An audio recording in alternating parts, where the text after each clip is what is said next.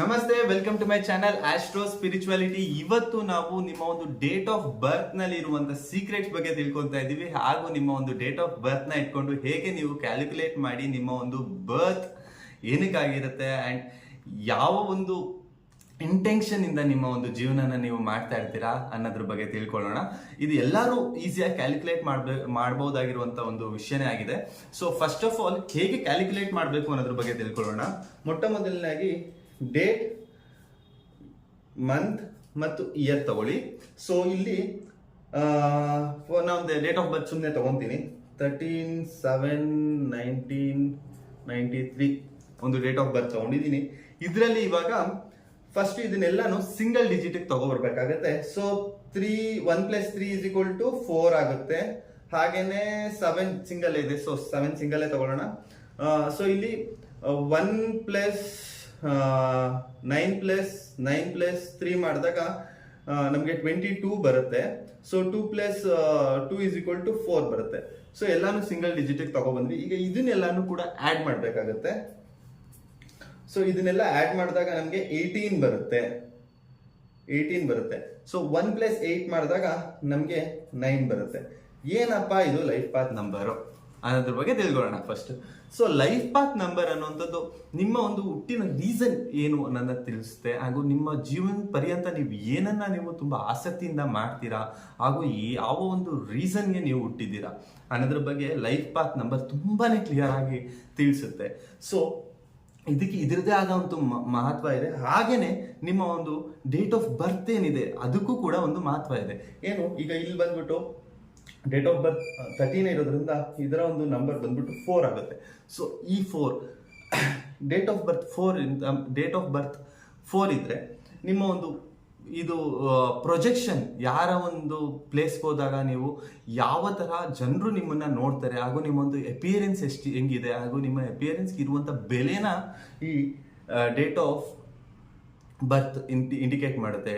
ನಿಮ್ಮ date indicate ಮಾಡುತ್ತೆ. Date indicate ಮಾಡುವಂಥದ್ದು ನಿಮ್ಮ ಒಂದು ಅಪಿಯರೆನ್ಸ್, ನಿಮ್ಮ ಒಂದು ಪ್ರೊಜೆಕ್ಷನ್ ಒಂದು ಗ್ರೂಪ್ನಲ್ಲಿ ಹೇಗಿದೆ ಅನ್ನೋದನ್ನ ಡೇಟ್ ಇಂಡಿಕೇಟ್ ಮಾಡುತ್ತೆ. ಹಾಗೇನೆ ಮಂತ್ ಏನನ್ನ ಇಂಡಿಕೇಟ್ ಮಾಡುತ್ತೆ ಅಂದ್ರೆ ನಿಮ್ಮ ಒಂದು ಸೆಲ್ಫ್ ಥಿಂಕಿಂಗ್, ಅಂದ್ರೆ ನೀವು ಒಂದು ಪ್ಲೇಸ್ಗೆ ಹೋದಾಗ ನಿಮ್ಮನ್ನ ನೀವು ಹೇಗೆ ಥಿಂಕ್ ಮಾಡ್ತಾ ಇರ್ತೀರಾ, ಹಾಗೂ ನಿಮ್ಮ ಬಗ್ಗೆ ನಿಮಗೆ ಏನು ಕ್ವಶನ್ಸ್ ಬರ್ತಾ ಇರುತ್ತೆ, ಇದನ್ನ ಈ ಮಂತ್ ಡಿಸೈಡ್ ಮಾಡುತ್ತೆ. ಅಂದ್ರೆ ನಿಮ್ಮ ಒಳಗಡೆ ಇರುವಂತ ಒಂದು ಥಾಟ್ ಪ್ರೋಸೆಸ್ ಏನಿರುತ್ತೆ ಅದನ್ನ ಈ ಮಂತ್ ಡಿಸೈಡ್ ಮಾಡುತ್ತೆ. ಹಾಗೇನೆ ಇಯರ್ ಇದೆಯಲ್ಲ, ಇದು ಬಂದ್ಬಿಟ್ಟು ನಿಮ್ಮ ಒಂದು ಆಂತರಿಕ ಜ್ಞಾನವನ್ನ ಇಂಡಿಕೇಟ್ ಮಾಡುತ್ತೆ. ನಿಮ್ಮ ಒಂದು ಆಂತರಿಕ ಜ್ಞಾನ, ನಿಮ್ಮ ಸಬ್ಕಾನ್ಶಿಯಸ್ ಮೈಂಡ್ ಹೇಗೆ ವರ್ಕ್ ಆಗ್ತಿದೆ ಅನ್ನೋದನ್ನ ಇಯರ್ ಇಂಡಿಕೇಟ್ ಮಾಡುತ್ತೆ. ಸೊ ಇದು ಒಂದು ಬ್ಯೂಟಿಫುಲ್ ಆಗಿರುವಂತ ಕ್ಯಾಲ್ಕುಲೇಷನ್ ಅಂತಾನೆ ಹೇಳ್ಬೋದು. ಯಾಕಂದ್ರೆ ಇದು ನಮ್ಮ ಪೂರ್ವಜರು ನಮ್ಗೆ ತೋರಿಸ್ಕೊಟ್ಟಿರುವಂತ ಒಂದು ದಾರಿಯಾಗಿರುತ್ತೆ.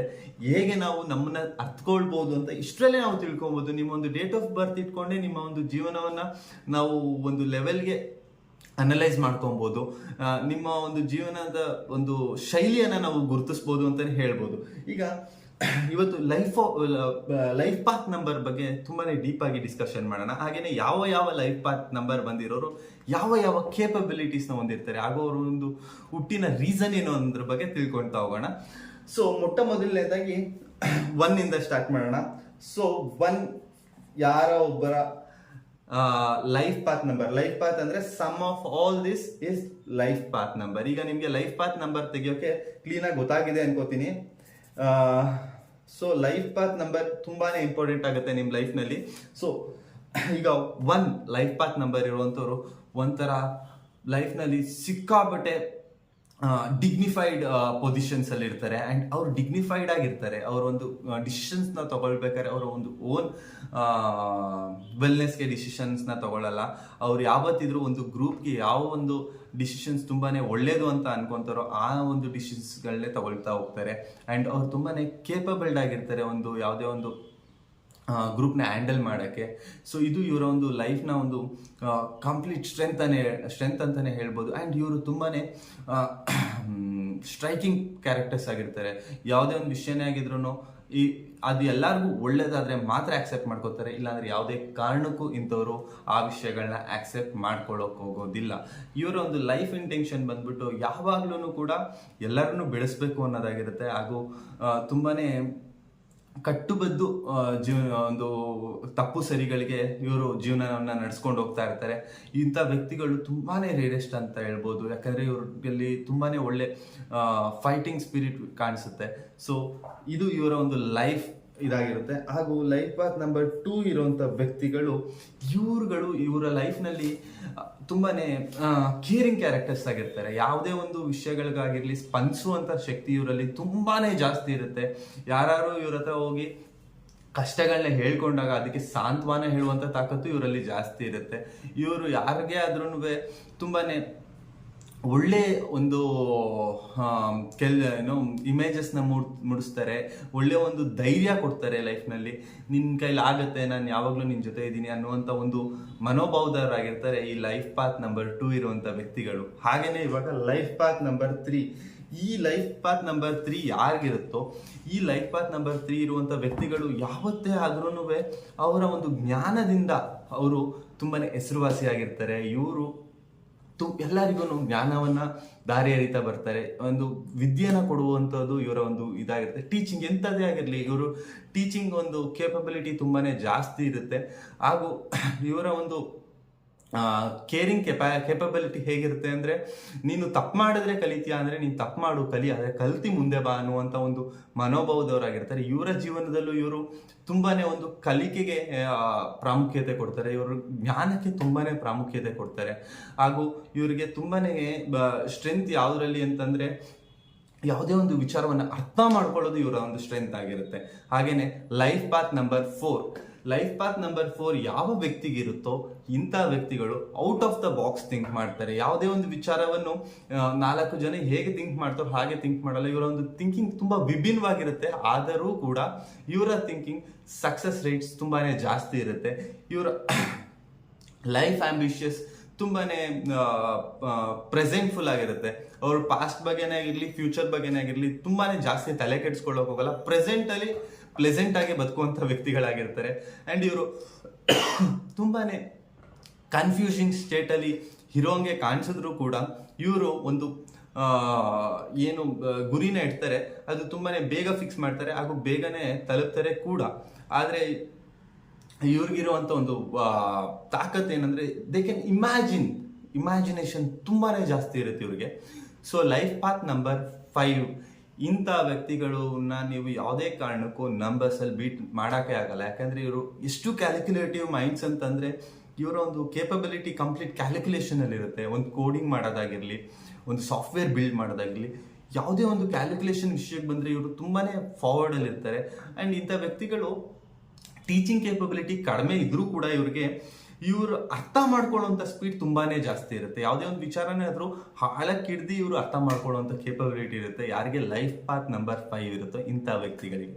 ಸೊ ಲೈಫ್ ಪಾತ್ ನಂಬರ್ 6, ಇಂಥ ವ್ಯಕ್ತಿಗಳು ತುಂಬಾನೇ ಲಕ್ಸುರಿ ಲೈಫ್ನ ಕಾಣ್ತಾ ಇರ್ತಾರೆ. ಅಂಡ್ ಯಾವುದೇ ಒಂದು ಪರಿಸ್ಥಿತಿಲೂ ಕೂಡ ಅವರು ಲಕ್ಸುರಿಯಾಗಿ ಇರಕ್ಕೆ ಅವರು ಮುಂದಾಗಿರ್ತಾರೆ. ಅಂಡ್ ಇವ್ರ ಲೈಫ್ ಕೂಡ ಲಕ್ಸುರಿಯಾಗಿ ಹೋಗ್ತಾ ಇರುತ್ತೆ. ಇವರ ಒಂದು ಲೈಫ್ ಯಾವತ್ತೂ ಅವ್ರು ಥಿಂಕ್ ಮಾಡೋದು ಹೇಗಂತಂದ್ರೆ, ತುಂಬಾನೇ ಲ್ಯಾವಿಶ್ನೆಸ್ ಆಗಿ ಇವ್ರ ಲೈಫ್ ಇರಬೇಕು ಅಂತ ಥಿಂಕ್ ಮಾಡ್ತಾರೆ. ಆ್ಯಂಡ್ ಟೋಟಲಿ ಇಂಥ ವ್ಯಕ್ತಿಗಳು ತುಂಬಾ ಲವ್ವೆಬಲ್ ವ್ಯಕ್ತಿ ಆಗಿರ್ತಾರೆ. ಅಂದ್ರೆ ತುಂಬಾನೇ ಕೇರಿಂಗ್ ವ್ಯಕ್ತಿ ಆಗಿರ್ತಾರೆ, ಲವ್ ಸ್ಪ್ರೆಡ್ ಮಾಡ್ತಾರೆ, ತುಂಬಾನೇ ಅಟ್ರಾಕ್ಟಿವ್ ಆಗಿ ಕೂಡ ಇರ್ತಾರೆ ಈ ವ್ಯಕ್ತಿಗಳು. ಲೈಫ್ ಪಾತ್ ನಂಬರ್ 6 ಇರುವಂತ ವ್ಯಕ್ತಿಗಳು ತುಂಬಾನೇ ಅಟ್ರಾಕ್ಟಿವ್ ಆಗೂ ಇರ್ತಾರೆ. ಸೊ ನೆಕ್ಸ್ಟ್ ಬರುವಂತದ್ದು ಲೈಫ್ ಪಾತ್ ನಂಬರ್ 7. ಯಾವ ವ್ಯಕ್ತಿ ಲೈಫ್ ಪಾತ್ ನಂಬರ್ 7 ಆಗಿರುತ್ತೋ ಇವರು ತುಂಬಾನೇ ಸ್ಪಿರಿಚುವಲ್ ಪ್ರೋಸೆಸ್ಗೆ ಅವರು ತೊಡಗಿಸ್ಕೊಂಡಿರ್ತಾರೆ. ಪೂಜೆ ಪುನಸ್ಕಾರಗಳು ಮಾಡೋದಾಗಿರ್ಲಿ, ಹಾಗೂ ನಮ್ಮ ಗ್ರಂಥಗಳನ್ನ ಓದುವಂಥ ಕೆಲಸಗಳಾಗಿರ್ಬೋದು, ನಮ್ಮ ಒಂದು ಪೂರ್ವಜರ ಒಂದು ಜ್ಞಾನನ ಇದು ಮಾಡೋದಾಗಿರ್ಬೋದು, ಈ ಥರ ಇವರು ತುಂಬಾನೇ ಕನೆಕ್ಟೆಡ್ ಟು ಗಾಡ್ ಅಂತಲೇ ಹೇಳ್ಬೋದು. ಇವ್ರ ಲೈಫ್ನಲ್ಲಿ ಹೋಗ್ತಾ ಹೋಗ್ತಾ ಹೋಗ್ತಾ ಹೋಗ್ತಾ ಹೋಗ್ತಾ ತುಂಬಾನೇ ಪ್ರೋಸೆಸ್ಡ್ ಆಗಿ ಸ್ಪಿರಿಚುವಾಲಿಟಿ ಕಡೆಗೆ ಇವರ ಒಂದು ಪಯಣನ ಸ್ಟಾರ್ಟ್ ಮಾಡ್ಬಿಡ್ತಾರೆ ಅವ್ರಿಗೆ ಏಜ್ ಆಗ್ತಾ ಇದ್ದಂಗೆ. ಸೊ ಇವರ ಒಂದು ಕೇಪಬಿಲಿಟಿ ಏನಪ್ಪಾ ಅಂತಂದ್ರೆ ಪೇಷನ್ಸ್ ಇರುತ್ತೆ ಇಂಥ ವ್ಯಕ್ತಿಗಳಿಗೆ. ಹಾಗೂ ಇವರು ತುಂಬಾನೇ ಒಬ್ಬರೇ ಇರೋಕ್ಕೆ ಇಷ್ಟಪಡ್ತಾರೆ, ಜಾಸ್ತಿ ಮಿಂಗಲ್ ಆಗಕ್ಕೆ ಇಷ್ಟಪಡಲ್ಲ. ಇವರೊಂಥರ ಇಂಟ್ರಾವರ್ಟ್ ಅಂತಾನೆ ಹೇಳ್ಬೋದು.